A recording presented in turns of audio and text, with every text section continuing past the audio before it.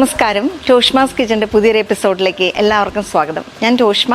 നമ്മൾ സാധാരണയായിട്ട് ഹോട്ടൽസിലൊക്കെ പോയിട്ട് നമ്മൾ സാലഡ്സിൻ്റെ മെനുവിൽ നമുക്ക് ഗ്രീക്ക് സാലഡ് നമ്മൾ കാണാറുണ്ട്. ഗ്രീക്ക് സാലഡ് എന്ന് കാണുമ്പം നമുക്കൊന്നും മനസ്സിലാവില്ല, പക്ഷേ വളരെ സിമ്പിളായിട്ടുള്ള കുറച്ച് വെജിറ്റബിൾസ് കട്ട് ചെയ്ത് വെച്ചിട്ടുള്ള ഒരു സാലഡാണ് ഗ്രീക്ക് സാലഡ്. ഇത് തയ്യാറാക്കുന്നത് എങ്ങനെയെന്ന് നമുക്ക് നോക്കാം.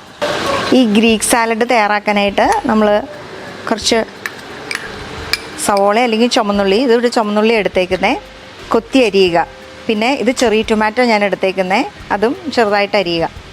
രണ്ടായിട്ട് മുറിച്ചിട്ടുള്ളൂ ചെറിയ ടൊമാറ്റോ. നമ്മൾ സാധാരണ തക്കാളി ആണെങ്കിൽ അരിഞ്ഞു വെച്ചാൽ മതി. കുക്കുംബർ സ്ലൈസസ് നമ്മൾ കുറച്ച് ആഡ് ചെയ്തിട്ടുണ്ട്. കുറച്ച് ഒലിവ്സ് ആഡ് ചെയ്യാം നമുക്കിതിലേക്ക്. ഇനി നമുക്ക് വേണ്ടത് കുറച്ച് ഒലിവ് ഓയിലാണ്.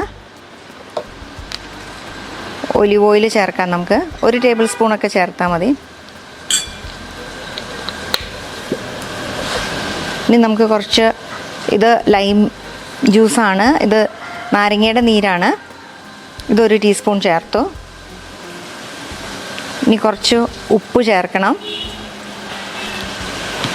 അതുപോലെ കുറച്ച് കുരുമുളക് പൊടിയും ചേർക്കണം. ഇനി നമുക്ക് കുറച്ച് ഒറിഗാനോ ചേർത്ത് കൊടുക്കണം. ഇതെല്ലാം കൂടി നമുക്കൊന്ന് മിക്സ് ചെയ്യാം.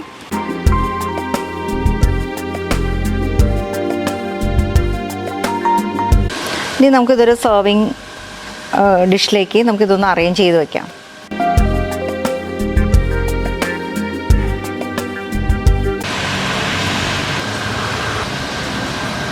ഇത് ഫെറ്റ ചീസാണ്. നിങ്ങൾക്ക് കുറച്ച് ഫെറ്റ ചീസും കൂടി യൂസ് ചെയ്യുന്നുണ്ടെങ്കിൽ ഇതോടെ നമുക്ക് ഇതിൻ്റെ മുകളിലായിട്ട് ഒന്ന് ഇട്ട് കൊടുക്കാം.